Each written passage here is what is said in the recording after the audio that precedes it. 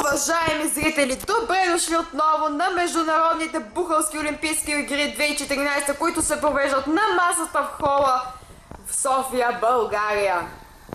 Включваме се в сюблимен момент, финалът на хокейният олимпийски турнир, където абсолютният фаворит, отбора на птиците, се изправи срещу непробиваемата защита и най-добрия вратар на отбора на мекотелите. Това е Охтоподъл.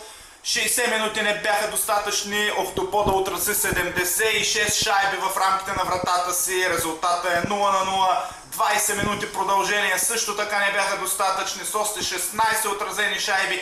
И сега е време за наказателни удари, в които вратарите отново бяха блестящи. Какъв вратар? Тук наблюдаваме истински феномен. Вижте как заема цялата врата. Просто невъзможно да бъде преодолян. В същото време обаче срещу него по леда ще се плъзга една легенда. Капитанът Клавдий Бух, използвайки своя верен стик, в ролята се изявява птицечовката Платон. И така той се засилва, не кара много силно, нали, владее шайбата. Опитва се да прилъже Охтоподъл. Не, това е пропуск. Може ли Бух да пропусне такава? Охтоподите предвкусват победата. Охтоподъл държи тая шайба, държи и удря Бух по главата.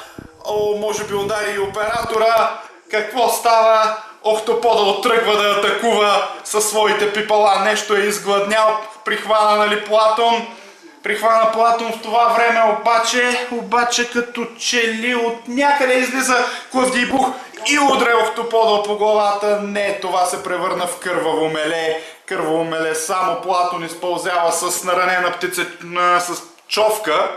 Той си е птицечовка, разбира се, но биваше ли в последния ден на Олимпиадата да има такива ексцесии? Не случайно хокеят се слави като кървав спорт. За сега погледайте малко реклами преди да изгасим олимпийския огън.